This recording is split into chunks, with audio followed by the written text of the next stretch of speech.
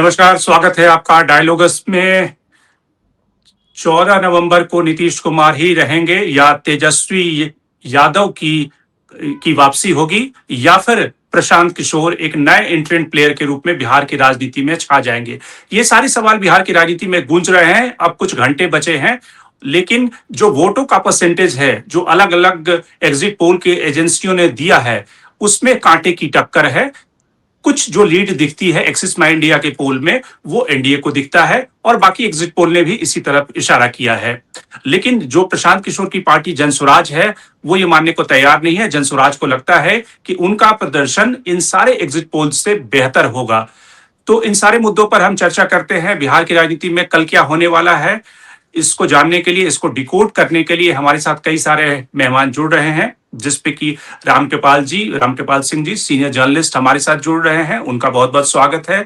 सार्थक वागची जो कि असिस्टेंट प्रोफेसर हैं अहमदाबाद यूनिवर्सिटी में, और थोड़े दिन पहले उन्होंने एक अच्छा खासा आर्टिकल लिखा है बिहार की पॉलिटिक्स के ऊपर। तो उनसे समझते हैं कि वो बिहार के मैंडेट को किस तरह से समझ रहे हैं। इसके अलावा प्रभात सिंह जो जनसुराज के प्रवक्ता हैं, वो जनसुराज का पक्ष रखेंगे। और हमारे साथ संतोष सिंह भी बिहार से सीनियर जर्नलिस्ट जुड़ेंगे। लेकिन सबसे पहले रामकृपाल जी, आपसे समझते हैं कि जो वोटों का परसेंटेज जो अलग अलग एग्जिट पोल की एजेंसियां दिखा रही हैं, वो कितना क्रेडिबल है? आपको उन पे विश्वास है, या इतने सालों का जो अनुभव जर्नलिस्ट का है आपका, बतौर जर्नलिस्ट के तौर पे आपको लगता है कि एक ट्रेंड दिख रहा है, या फिर एज महागठबंधन की दिख रही है और जो एग्जिट पोल की एजेंसियां हैं वो कहीं ना कहीं बहुत कुछ छुपा रही हैं? देखिए, हेलो, मेरी आवाज मिल रही है? जी जी, मेरी बिल्कुल। आवाज मिल रही है आपको? जी। देखिए, अब कितना सच है, कितना नहीं सच है, ये तो मैं कह नहीं सकता हूँ, क्योंकि आपकी तरह जिस तरह से सारा प्रोसेस है, हम भी केवल जो मीडिया में आ रहा है उसी के आधार पर कह सकते हैं। लेकिन ये जो आंकड़े आए हैं इलेक्शन कमीशन के, जो परसेंटेज बढ़ोतरी हुई है, मुझे उसमें कोई बहुत आश्चर्य नहीं लग रहा है। मुझे ऐसा लग रहा था कि ये होगा ही, और ये हो रहा है बहुत सारी जगह पे।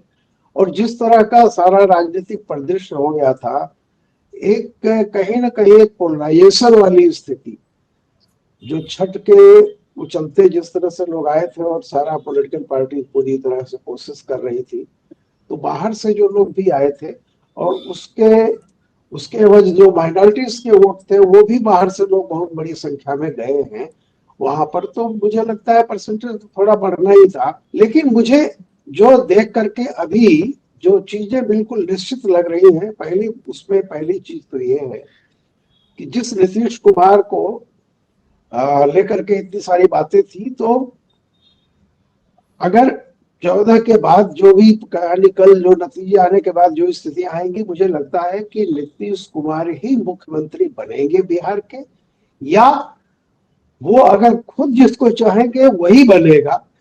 दूसरी कोई पॉसिबिलिटी नहीं है। बाकी अभी तक जो लग रहा है कि शायद एनडीए कंफर्टेबल ढंग से आ जाएगी। लेकिन अगर नहीं भी आई, मैं एक बात कह रहा हूं, तो ये तय जान लीजिए कि वर्तमान राजनीतिक परिदृश्य में नीतीश कुमार को किनारे करके कोई भी राजनीतिक विकल्प खड़ा करना इस समय बिहार में संभव नहीं है। और जिस तरह के सारे नतीजे जो दो के एक्सिस बाय इंडिया और एक चाणक्य, शायद ये दो आए हैं, तो करीब करीब देखिए जो ट्रेंड है, ट्रेंड तो वही बता रहे हैं। सीटें किसकी कितनी ज्यादा होती है, लेकिन मैं हमेशा ये देखता हूँ कि जिस तरह की लड़ाई अभी दिख रही है, जो जो सारी चीजें, मुझे लगता है कि एग्जिट पोल जो है बहुत साफ साफ नजर आएगा। उसमें कहीं मुझे ऐसा नहीं लगता है कि कोई पेच फंसने वाला है। और जहां तक देखिए इनका प्रशांत किशोर की बात है, तो ये जो पार्टी है, इसने काम बहुत सारे किए हैं। लेकिन ये लड़ाई, इस बार की लड़ाई, मुझे ऐसा लगता है कि ये एक तरह से रेफरेंडम थी नीतीश मोदी और तेजस्वी लालू यादव के बीच का। और मैं अब मानता हूं कि एक रेफरेंडम है एक तरह का, कि जनता स्वीकार करती है नीतीश कुमार को फिर से या नहीं स्वीकार करती या बदलाव चाहती है, तो बहुत बहुत क्लियर कट है इसमें। तो तीसरा कोई अगर उसको कोई परसेंटेज में या उस तरह का कोई बहुमत नहीं मिलता है, मतलब अच्छा खासा वोट नहीं मिलते हैं उनके जो सोच रहे थे, तो कोई इसमें बहुत बड़ी बात नहीं है, ये उनका रिजेक्शन नहीं है। लेकिन वर्तमान मौजूदा जो राजनीति थी इस समय की, उसमें विकल्प की तलाश पर ही वो मुझे लगता पड़ा है, और कल सारी चीजें बेपर्दा हो जाएंगी। जी। सार्थक बागची, आपसे समझना चाहूंगा कि जो दो तीन चीजें जो बहुत साफ नजर आ रही है कि नीतीश कुमार के खिलाफ उस तरह की एंटी इनकम्बेंसी जो 2020 में थी, वो एंटी इनकम्बेंसी 2025 में नहीं दिख रही है। और इसके साथ में जो महिलाओं का एक वोट बैंक जिसको कि नीतीश कुमार ने कल्टीवेट किया है इतने सालों में, वो कुल मिलाकर नीतीश कुमार को साथ दे रहा है, बैक कर रहा है। लेकिन तेजस्वी यादव का जो सोशल कोलिशन है वो उस तरह से एक्सपैंड नहीं हुआ। युवाओं का वोट उन्हें मिल रहा है, लेकिन उनका जो सोशल कोलिशन है वो उतना मजबूत नहीं दिखता है एनडीए के मुकाबले। तो अगर तेजस्वी यादव सत्ता में नहीं आते हैं कल की तारीख में, तो आपके हिसाब से वो कौन से ऐसे फैक्टर होंगे जिसकी वजह तेजस्वी इस बार भी चुकेंगे? देखिए, धन्यवाद सबसे पहले तो मुझे यहाँ बुलाने के लिए। और आपने सही कहा कि मतलब इस बार जो हम देख रहे हैं कि नीतीश कुमार के एक फेवर में ये दिख रहा है हमको मतदान।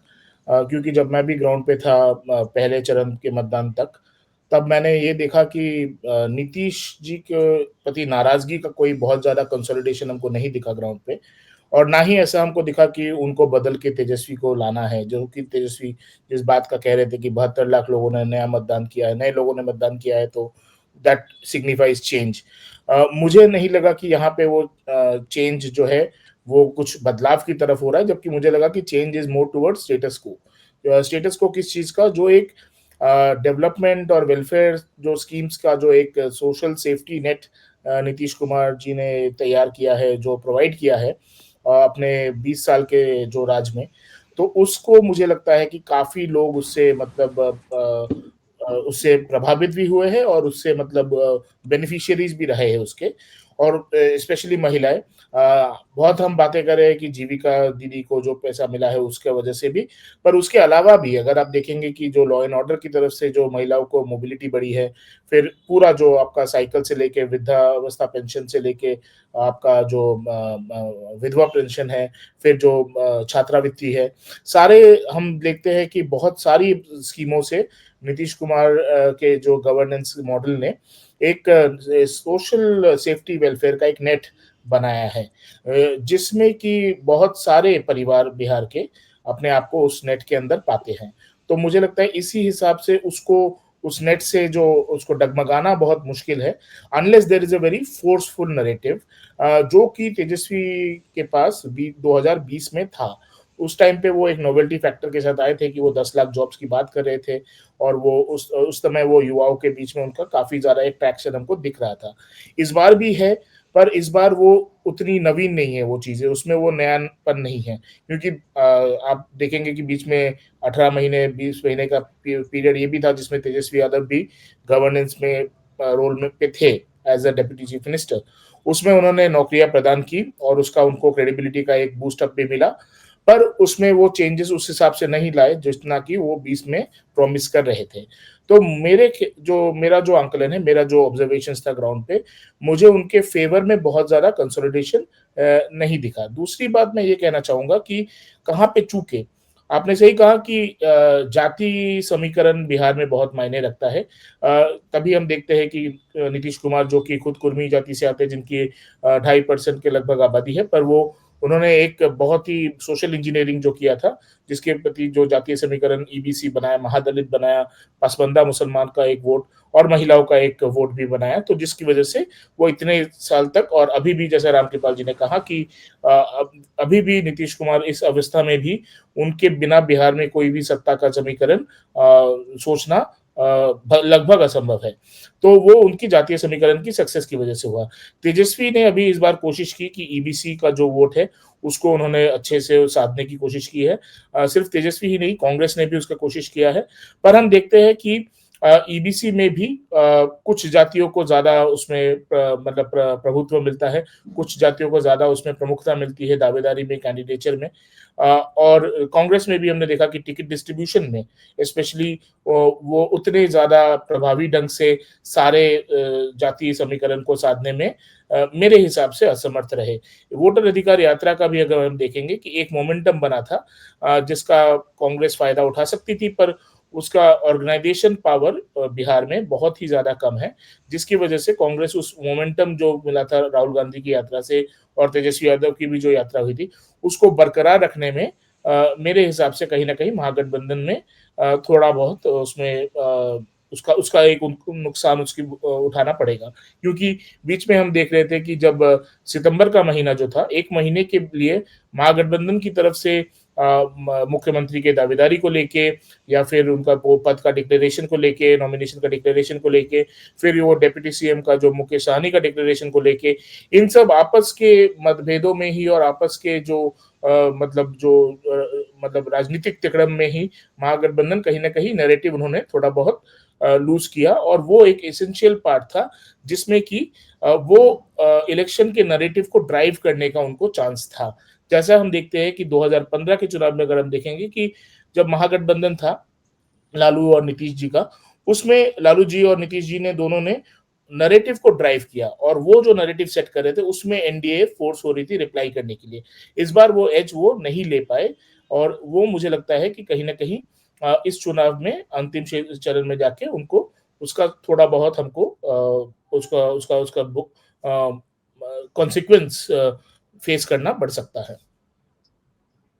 रामकृपाल जी, एक ऐसा मुख्यमंत्री जो पिछले 20 साल से एक कुर्सी पे बना हुआ है और उसका जो गवर्नेंस का प्लैंक है या वुमेन वेलफेयर की जो स्कीम है या फिर उन्होंने एक तरह से अपना कैप्टिव ऑडियंस बनाया है बिहार में, जिसके कारण बिहार की जनता उनको लगातार मैंडेट देती है। अब इसके बाद जो आने वाले सालों में 2026 में चुनाव होने हैं, वेस्ट बंगाल में होना है, आसाम में चुनाव होने हैं, आपको लगता है कि कल के नतीजों का ममता बनर्जी उससे क्या सीख ले सकती हैं?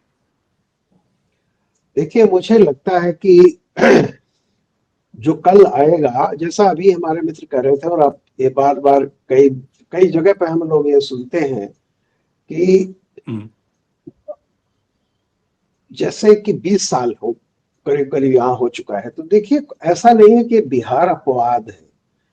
बिहार पिछले, मैं बहुत पीछे नहीं जा रहा हूं, लेकिन 2014 के बाद से या 12 के बाद से, 12 ही समझिए, 13 में जब मोदी फिर वहां के मुख्यमंत्री बने थे, याद कीजिए उस समय यह हो रहा था केशु भाई पटेल नाराज होकर चले गए थे और लग रहा था कि बीजेपी वहां हार जाएगी। बीजेपी नहीं हारी, बल्कि मोदी 3 फिगर में वहां, यानी बीजेपी 3 फिगर में गुजरात में आई।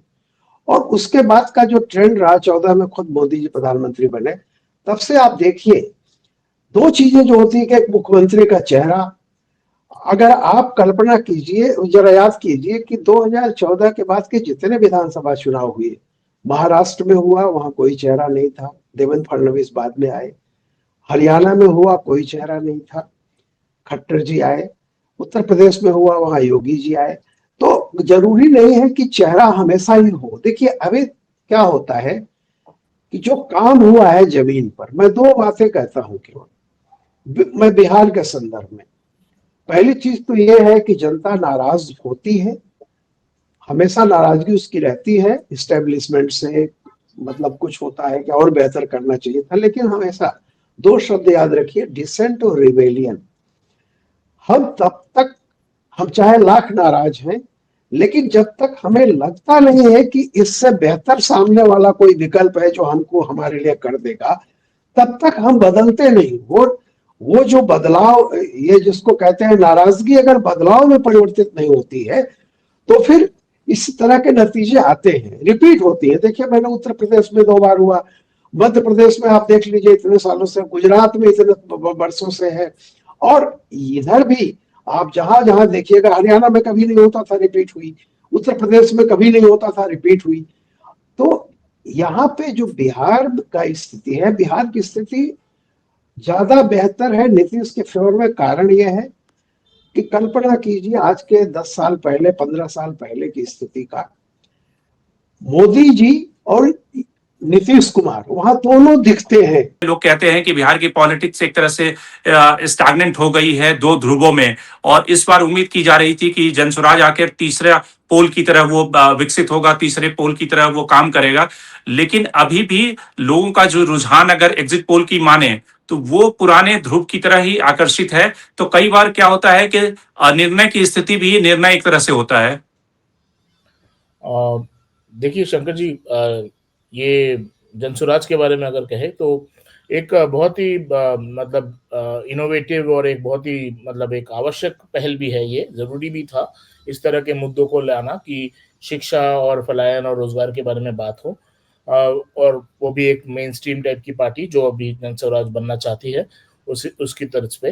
पर मेरे ख्याल से जनसुराज अभी भी वो एक थर्ड फोर्स बनने के मतलब कैपेबिलिटी अभी भी उसमें शायद से उसके पूरा पूरी उसके सक्षम नहीं है, क्योंकि देखिए मतलब बिहार में लेकिन अभी ऐसा तक। क्यों हुआ हाँ, मैं भाई? वो बताता आप हूँ उनके मैं वो। पास नैरेटिव है, उनके पास मैसेज है, उनके पास रिसोर्सेज है, सिर्फ उनका ऑर्गेनाइजेशन थोड़ा कमजोर कह सकते हैं। थोड़ा नहीं, काफ़ी, क्योंकि अगर हम देखें तो हम्म। बिहार में अगर ऑर्गेनाइजेशन की बात हो, पार्टी ऑर्गेनाइजेशन की बात हो, तो उसमें हम देखते हैं कि 2 पार्टी है जो कि बहुत ज़्यादा उनका ऑर्गेनाइजेशन पावर है और एक कैडर बेस वो ये करती है, 3 पार्टी इनफैक्ट। एक है बीजेपी जिसके पास एक ऑर्गेनाइजेशन डेडिकेटेड कैडर है, दूसरा है आरजेडी, उनके पास एक ऑर्गेनाइजेशन डेडिकेटेड कैडर है, और तीसरा है सीपीआई-एमएल जो लेफ्ट की पार्टीज़ है, और माले स्पेशली हम देखते हैं कि एक बहुत डेडिकेटेड कैडर बेस है। जेडीयू का ऑर्गेनाइजेशन का पार्ट जो कैंपेनर होते हैं, जो इन्फ्लुएंसर होते हैं, जो लोकल लेवल पे बूथ पे वोटर्स को लाने का काम करते हैं, वो जेडीयू इन लोगों से आउटसोर्स कराती है, जिसको कि नीतीश कुमार ने स्टेट का एक पार्ट बना के रखा है। ये अलग-अलग पंचायतों में बहुत सारे इनके इस तरह से एक ऑर्गेनाइजेशन प्रेजेंस बना के रखा है। पर हम देखते हैं कांग्रेस का भी ऑर्गेनाइजेशन प्रॉब्लम है। आप देखते हैं कि विकासशील इंसान पार्टी जो वीआईपी पार्टी है, उसका भी उस तरह से ऑर्गेनाइजेशन अभी तक पूरा पूरी बना नहीं है। और जनसुराज पार्टी का भी हम देखते हैं कि ऑर्गेनाइजेशन अभी तक उतना सुदृढ़ रूप से ग्रास रूट लेवल पे काम नहीं करता है। They have a lot of interns, उनके पास बहुत सारे इंटर्न्स हैं, उनके पास बहुत सारे मतलब एम्प्लॉइज है। पेड हम वॉलंटियर्स हैं।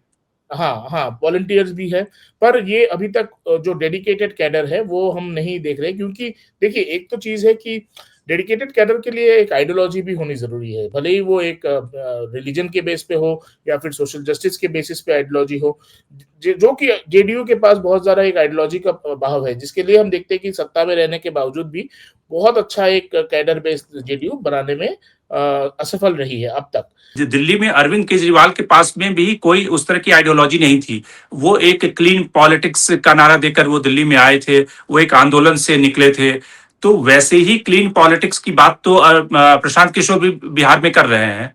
नहीं, ये सवाल बहुत ही जायज़ है। तो देखिए, एक चीज़ है कि उसमें 2 मतलब पॉइंट थे जो अरविंद केजरीवाल के फ़ेवर में काम किए थे।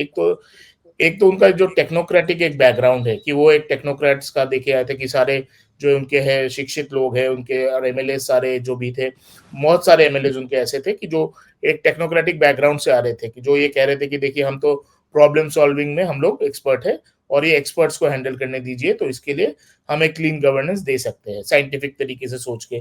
जो कि बहुत हद तक प्रशांत किशोर ने भी किया है, जो कि उनके हम देखते हैं कि बहुत सारे कैंडिडेट्स उनके प्रोफेसर्स हैं, मैथ्स के टीचर्स हैं, और पूर्व आईएएस ऑफिसर्स हैं, पूर्व आईपीएस ऑफिसर्स हैं। तो एक टेक्नोक्रेटिक एक्सीलेंस को वो भी बहुत अच्छे से अपने ब्रांड के तरफ से उसको भी लॉन्च कर रहे हैं। दूसरा प्रॉब्लम उसमें जो दिल्ली में और इसमें यहाँ पे एक प्रॉब्लम जो है बिहार में, वो है कि दिल्ली में जो alternate as an alternate Arvind Kejriwal आ पाए, क्योंकि जो दूसरी पार्टी थी उस पे लोगों का ट्रस्ट नहीं था कि वो एक अल्टरनेट के हिसाब से काम करेगी। तो पर यहाँ पे हम जो कि हमने देखा है कि कहीं हद तक जो सफलता आम आदमी पार्टी को गुजरात में मिल रही है, कि जो अल्टरनेट है गुजरात में, एग्जिस्टिंग अल्टरनेट जो है कांग्रेस, वो उस तरह से सफल नहीं हो पाई है। लोगों की जो एस्पिरेशंस है, लोगों की जो एंजाइटी है, मतलब जो उनके भी जो भी डिसेंट है, उसको भी सही ढंग से प्रेजेंट करने में। तो यहाँ पे एज एन ऑल्टरनेटिव आम आदमी पार्टी कुड गेन। बिहार में हम ये नहीं देख रहे हैं, बिहार में अभी भी ये देख रहे हैं कि ऑपोजिशन का जो पार्टी है, जो कि तेजस्वी यादव का आरजेडी है, उनके अंडर में, वो लगातार 2 टर्म में सिंगल लार्जेस्ट पार्टी आरजेडी अभी भी रही है।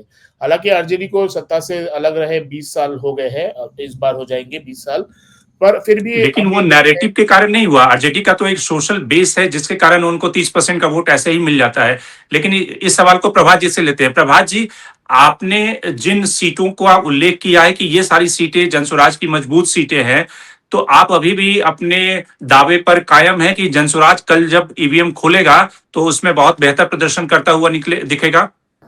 मैं 2 चीजें बड़ा क्लियर है शंकर जी, कि नीतीश कुमार दोबारा चीफ मिनिस्टर बनने नहीं जा रहे हैं। और जो दूसरी बात है वो ये कि एनडीए को बहुमत नहीं मिल रही है, क्योंकि बिहार में एनडीए के खिलाफ वोट हुआ है, एनडीए के लिए नहीं हुआ, एनडीए के खिलाफ हुआ है। और जिस नीतीश कुमार जी को हम आज से 5 साल पहले जो उनका हमने काम देखा, 2010 में काम देखा, तो 2010 के काम की वजह से 2015 उन्होंने खींच लिया और 2020 खींच लिया। 2025 नहीं कर पाएंगे। अगर इन्होंने काम किया होता तो लास्ट मोमेंट में इनको हर एक के अकाउंट में 10-10 हजार रुपए देने की जरूरत नहीं पड़ती। आप देखिए, चुनाव के बीच में भी अमाउंट आया है। और यहाँ 11 तारीख को था, हर टाइम पेंशन जो है, जो वृद्धा पेंशन है, वो 1100 रुपया जो आता था, मतलब पहले तो 400 रुपया आता था। प्रशांत जी को ये सवाल उठाने के उस कारण कि हम 2000 देंगे, उन्होंने तुरंत 1100 रुपया कर दिया। और वो भी, उसकी भी टाइमिंग देखिए, 11 को वोटिंग है तो 10 तारीख को सबके अकाउंट में क्रेडिट हुआ है। तो अगर उन्होंने अगर काम किया होता तो ये सब चीजें करने की उनको जरूरत नहीं होती। और जीविका दीदी के थ्रू भी बहुत मैच फैलाया गया कि अभी 10,000 गया है, 2 लाख रुपए आएगा जैसे ही दोबारा नीतीश सरकार में आएंगे। तो बहुत सारी चीजें हुई हैं। बट मैं पिछले कई टाइम से तो हुई, मतलब 3 साल से हूँ, लेकिन अगर हम बात करें तो पिछले 4 महीने से बिल्कुल ग्राउंड पे हूँ, हर जगह मूव कर रहा हूँ। आप इतना बात ये तय है कि एनडीए, आप नोट कर लीजिएगा, कल तो ईवीएम खुल जाएगी, अभी तक तो क्लियर भी हो जाएगा, 70 से 75 सीट, इससे ऊपर एनडीए नहीं जा रहा। पूरी की पूरी जो एनडीए का जो सारी पार्टी उसमें इन्वॉल्व है, 70 से 75 सीटों से ऊपर नहीं जाने वाला है। अब रही कि जनसुराज कह रहे हैं कि कुल मिला के फिर महागठबंधन की सरकार बन रही है। देखिए, मैं आपको ये नहीं बोल रहा हूँ कि महागठबंधन की सरकार बनेगी या जनसुराज की बनेगी, लेकिन मैं आपको इतना बता रहा हूँ कि एनडीए के नहीं बनने जा रही है, क्योंकि एनडीए के खिलाफ लोगों ने वोट किया है, एनडीए के लिए नहीं किया है। रही इसमें और जुड़ी हुई बात यह है कि अगर आप देखेंगे, जहां तक जनसुराज की बात है या ये जो भी चल रहा है, एग्जिट पोल चल रहा है, तो 10% का उछाल आना और दूसरा एक नई पार्टी का इमर्ज होना, और ये वोट शेयर कहाँ गया है ये कोई भी दावे के साथ नहीं बता सकता है कि किसको कितना सीट आएगा। दूसरा, 6 बजे यहाँ पे वोटिंग खत्म होता है और 6:15 बजे सब पिक्चर बता देते हैं कि इस पार्टी को इतना सीट आ रहा है, इस पार्टी को इतना सीट आ रहा है। ऐसा कौन सा कैलकुलेशन है कि वो 6 बजे जो वोटिंग खत्म हो रही है वो 7 बजे तक वोट हो रही है? क्योंकि लाइन में अगर आप एक बार लग गए तो वोटिंग चल ही रही है। 6:15 बजे पिक्चर आ गया कि कौन कहाँ पे है, किसकी सरकार बन रही है। ये टोटल के टोटल प्रेशर पॉलिटिक्स है और कुछ भी नहीं है। एग्जिट पोल हमने कई बार देखा है धराशायी होते हुए, जैसा कि अभी बता रहे थे, एक पैनल पे बैठे हुए हैं कि वहां पे अभी आम आदमी पार्टी की बात हुई है। आम आदमी पार्टी जब फर्स्ट टाइम लड़ी थी तो यही सारे एग्जिट पोल 2 सीट 3 सीट ही दिखा रही थी, 0 से 2 और कोई 1 से 3 सीट, इससे ज्यादा किसी ने नहीं दिखाया। लेकिन आम आदमी पार्टी को सबसे फर्स्ट टाइम में कितना सीट आया था? 28 सीटें आई थी और 6-7 सीट ऐसी थी जो 1200, 2000, 3000 के रेशियो से वो हार गए थे। तो उसी टाइम लोगों को लगा कि नहीं भैया, अगर हमने थोड़ा और सपोर्ट किया होता तो पहले बार में ही गवर्नमेंट फॉर्म हो जाती। तो ये एक माइनस पॉइंट तो है कि जब आप पहली बार लड़ते हैं तो लोगों में थोड़ी सी कॉन्फिडेंस का कमी जरूर होता है। अंतिम टिप्पणी की, अगर कल का नतीजा कुछ भी हो, जनसुराज और प्रशांत किशोर बिहार में डटे रहेंगे? बिल्कुल डटे रहेंगे। जब हम लोग इसकी शुरुआत किया था तो हमने ये सोच के ही नहीं आया था कि हमें ये 4 साल में सफलता मिलेगी। हम लोग बहुत लंबे सोच के साथ आए हैं, चाहे 10 साल लगे चाहे 15 साल लगे। हम सारे लोग जितने भी लोग जुड़े हैं प्रशांत जी के साथ, और प्रशांत जी का भी जो सोच है वो अगले 10 साल के लिए प्लानिंग के साथ आए हैं, और उससे पहले हम लोग कहीं हिलने वाले नहीं है। जब तक सरकार नहीं बनाएंगे, जब तक व्यवस्था परिवर्तित नहीं करेंगे बिहार में, तब तक कहीं हिलने वाले नहीं हम लोग। ठीक है, सार्थक आपसे एक फाइनल कमेंट। अच्छा लगा उनका कॉन्फिडेंस उनके जनसुराज पार्टी से। पर मुझे अभी याद आ रहा था कि मेरे पीछे में इनफैक्ट काशीराम जी की एक बायोग्राफी भी रखी हुई है, बद्री नारायण के द्वारा लिखी हुई। उसमें काशीराम जी कहते हैं कि पहला चुनाव हराने के लिए लड़िए, दूसरा चुनाव हारने के लिए लड़िए, और तीसरा चुनाव जो है उसको जीतने के लिए लड़ा जाए। तो मुझे लगता है जनसुराज को भी अभी बिहार में लंबे वक्त के लिए अपनी तैयारी करनी चाहिए कि वो 2030 या 2035 के चुनाव में एक्चुअल वो बदलाव ला सके जो कि वो चाह रही है, और वो बहुत ही अच्छा बदलाव होगा। क्योंकि अभी अगर हम देखें कि आम आदमी पार्टी का जो सक्सेस रहा है दिल्ली में, और उसको अगर हम कंपेयर करें कि उस हिसाब से बिहार में भी जनसुराज पार्टी सिमिलर नक्शे कदम पे चल के सक्सेस लाएगी, इसका तो मतलब मेरे हिसाब से इसका मतलब समानांतर उदाहरण यही होगा कि न्यूयॉर्क में जो है जोरान ममदानी मेयर बन गए, तो यहाँ पे बेगूसराय में कम्युनिस्ट खुश हो रहे हैं कि हम भी यहाँ पे कम्युनिस्ट का रूल स्थापित करेंगे बिहार में। तो मुझे लगता है वो दोनों बहुत अलग अलग दुनिया है और बहुत अलग अलग यूनिवर्सेस है इलेक्शंस के, दिल्ली और बिहार भी। तो मुझे लगता है बिहार के अगर बात करें उस संदर्भ में जनसुराज एक प्रयोग है, अच्छा प्रयोग है। उसको आगे अभी और परिपक्वता के लिए टाइम लगेगा, उसको अभी संगठन बल के लिए बहुत समय देना पड़ेगा, और कहीं ना कहीं एक ग्रास रूट्स पे उनको उतर के काम करना पड़ेगा, ताकि जो एक मूवमेंट बनाया है उसको वो कैरी ऑन कर सके, एक मोमेंटम को वो बरकरार रख सके। चलिए, तो आज के लिए इतना ही। कुल मिलाकर नतीजे जब कल आने शुरू होंगे तो उससे ये साबित होगा या पता चलेगा कि नीतीश कुमार ही बने रहेंगे बिहार की सत्ता में, या फिर तेजस्वी यादव सत्ता में वापस लौट सकते हैं। तो आज के कार्यक्रम में इतना ही। सार्थक बागची, आपका बहुत बहुत धन्यवाद। रामकृपाल जी, आपका बहुत बहुत धन्यवाद, और प्रभात जी, आपका भी बहुत बहुत धन्यवाद, और ढेर सारी शुभकामनाएं कल के लिए।